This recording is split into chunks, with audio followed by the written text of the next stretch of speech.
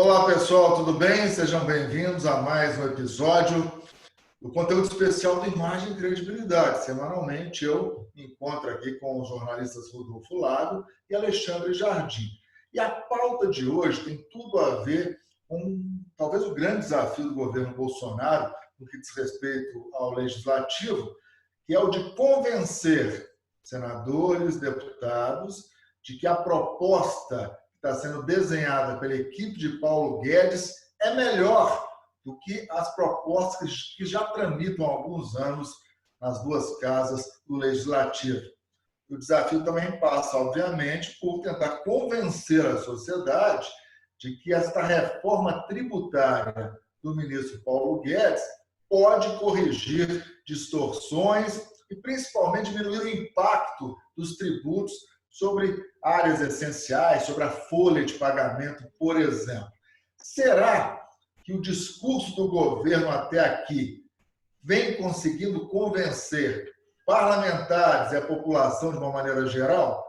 Nós vamos tentar responder essa pergunta baseadas nas experiências que tivemos ou que estamos tendo como jornalistas aqui em Brasília.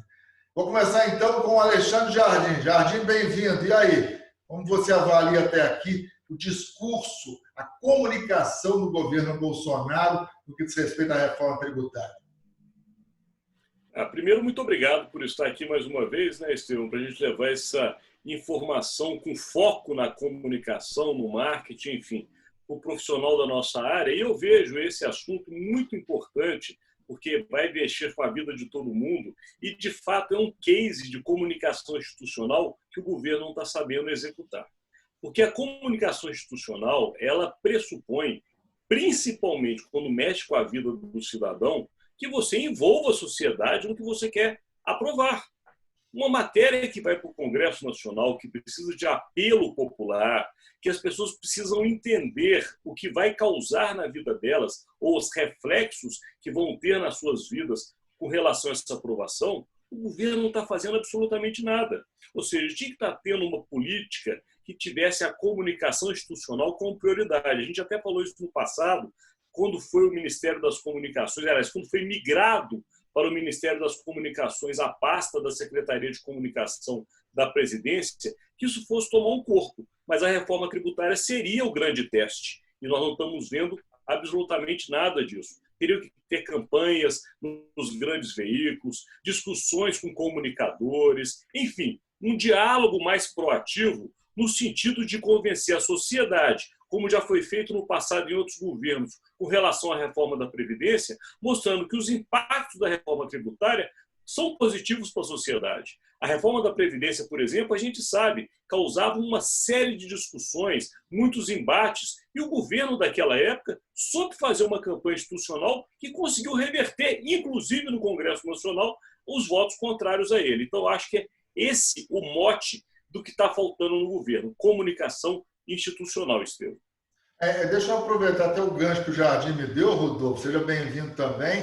É interessante porque, mesmo não tendo aprovado no primeiro ano de governo Bolsonaro a reforma dos sonhos no que diz respeito à Previdência Social, pelo menos uma parte importante da reforma foi aprovada e o próprio governo Bolsonaro investiu em campanhas publicitárias, né? O caminho em relação à tributária deve ser o mesmo, ou deveria ser o mesmo na sua visão? Sem dúvida, né? Sem dúvida, Estevão, Alexandre, nossos amigos aí que assistem a gente. É curioso, né? Porque eu não percebo o governo faturar, como talvez poderia faturar, como um legado que deixa a reforma da Previdência que aprovou. Independentemente aqui de se concorda, se não concorda, se é boa ou se é ruim, ela foi aprovada, alterou algumas coisas e as empresas, os setores econômicos, muita gente elogia o que foi aprovado. Eu não vejo muito o governo faturar isso como um legado, porque fez uma reforma da Previdência grande, né? E agora, na questão da reforma tributária, de fato, a gente não consegue perceber muito esse protagonismo do governo. Demorou para entrar na discussão, propostas de reforma tributária já vinham tramitando, já vinham no Congresso há algum tempo. Aí entrou de uma forma meio atropelada, porque em vez de seguir na linha do que vinha sendo discutido, propôs uma outra coisa, né? Propôs como projeto de lei uma unificação de PIS e COFINS, que, na verdade, onera alguns setores que reagiram prontamente a isso. Aí agora fala da ideia dessa criação desse imposto sobre transações digitais, que, no final das contas, acaba sendo uma nova CPMF na prática, né? E tenta dizer que isso não é exatamente um novo imposto, e aí gera um monte de ruído, né? Então, do ponto de vista de comunicação, a coisa vai maior. Eu acho assim, a gente nunca conseguiu no Brasil ter um tipo de situação que você verifica em outros países. Se você vai aos Estados Unidos, você vai a países da Europa, você muito claramente, quando compra um produto, você sabe quanto é que você está pagando de imposto. Isso aparece na nota, né? O valor desse produto é tanto e isso aqui é de imposto. Tem, inclusive, alguns países onde, quando você sai, sendo estrangeiro, eles te devolvem o valor, né? Isso. Isso é muito claro aqui no Brasil. A gente não sabe, você não sabe quanto é que você paga. Transparente, né? É transparente. Você aqui no Brasil é incapaz de saber isso, né? Nunca se conseguiu. E algumas das ideias aí que tramitam no Congresso, talvez elas levassem a essa transparência que seria boa, né? O imposto de valor agregado, que é uma proposta que tramita, ela é mais ou menos isso, né?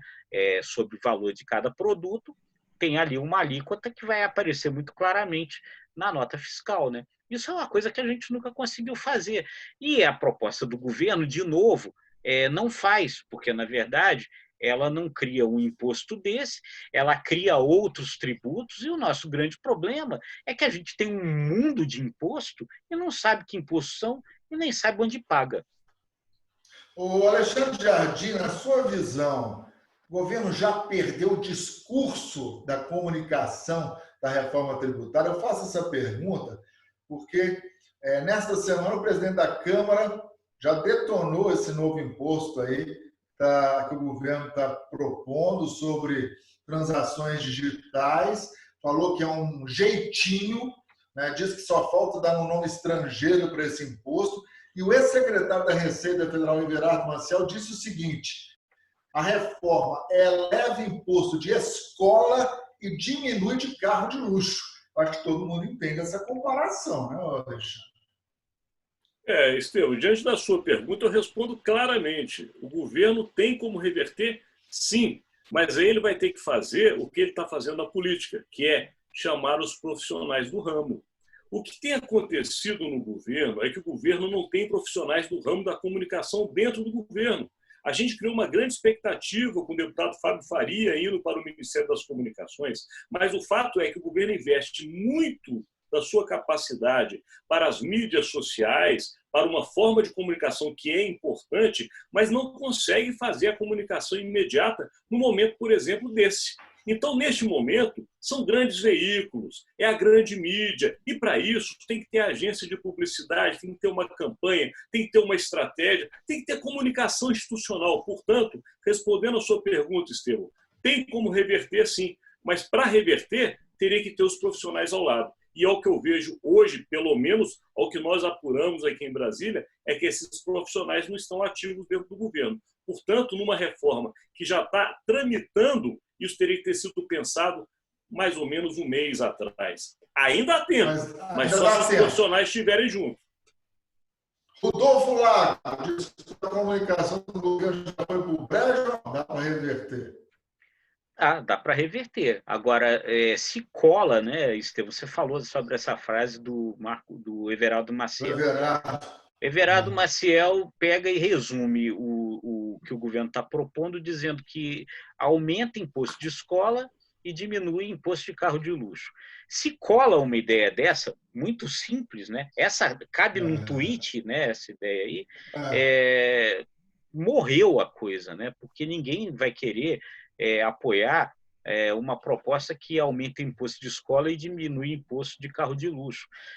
O governo não foi capaz até agora de conseguir resumir a sua ideia num tweet de 40 linhas, aonde diga assim, não, esse imposto é bom para isso, e para isso é mais justo para todo mundo assim assado. De preferência, um exemplo que sintetize o nosso cotidiano, né? Para que a população... Claro, porque a reforma tributária é um bicho-papão para a maior parte da população brasileira. Nós estamos falando de uma... conseguir uma coisa que vá ao encontro da realidade do dia a dia da pessoa, a pessoa entende. Né? Nós estamos falando de uma coisa muito complexa, né? Tributação não é uma coisa simples, é complexa, ainda mais no Brasil, com essa variada carga de impostos diferentes que a gente paga.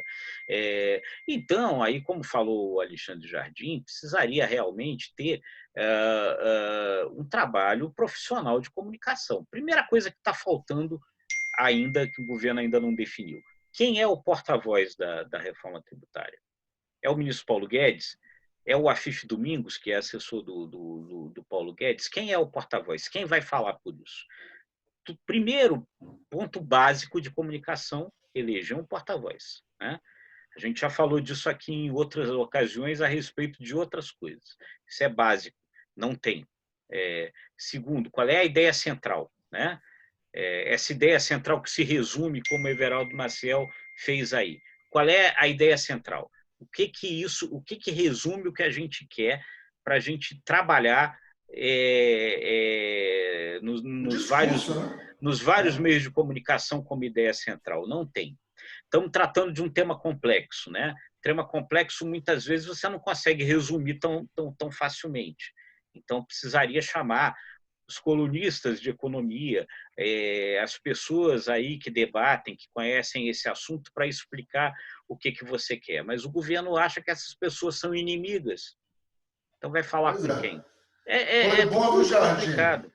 Antes da gente encerrar, o gancho que o Rodolfo nos dá. Você já atuou em gestão de crises e os colunistas, especialmente de jornais, especialmente de economia, eles são formadores de opinião. Né? Eles podem não chegar ao povão, mas, de certa forma, eles formam opinião e o governo, me parece que ainda não conseguiu. Uma coisa muito comum, chama para um cafezinho, mesmo que seja online, e converse, tente expor a sua opinião, e tente convencer os colunistas de que a sua proposta é boa, é justa, mas o governo ainda enxerga os colunistas, me parece, como inimigos, né, Jardim? Ele enxerga como inimigo e perde uma oportunidade. Porque esse desafio que vocês colocaram é fundamental. Por quê? Porque o jornalista, como nós somos e aprendemos a fazer o jornalismo, é justamente traduzir as matérias mais complexas. Quantos de nós já se deparou algum dia aqui nas nossas coberturas de chegar no Ministério da Fazenda e ter um assunto que era completamente ortodoxo, completamente focado na leitura e na linguagem econômica, e nós tivemos que traduzir para o nosso público. Eu já trabalhei em rádio, você já trabalhou em rádio, Estevão. O público do rádio é um público que tem que ter informação entendendo no dia a dia dele. Ou seja, o colunista ele é obrigado a traduzir a informação, por mais técnica que seja, no que vai impactar a vida das pessoas. Portanto, o que vocês falaram é fundamental. Esse trabalho com os colunistas faria com que essa reforma tributária, muitas vezes não entendida pela população, fosse compreendida e talvez até aceitada, o que daria o que a gente falou, o impacto positivo na votação do Congresso. É isso. Com certeza. Muito obrigado pelas análises, pelas participações. A gente retorna na semana que vem trazendo de novo um caso que envolva comunicação, jornalismo, relações públicas, publicidade, o marketing político. São todos temas que se encaixam como uma luva nesse nosso espaço. Conteúdo especial, imagem e credibilidade. Se inscreva nos nossos canais, né? Ative o sininho. O que mais é o Jardim que eu tenho que falar? Dê um like. Compartilhe. Dê um like e compartilhe.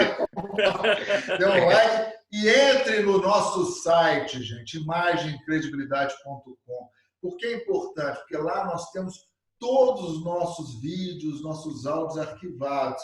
Então, é um banco de dados muito legal de análises, críticas construtivas e também participações. Obrigado pela participação, pessoal. Até semana que vem. Tchau, Até tchau. semana que vem. Obrigado, gente.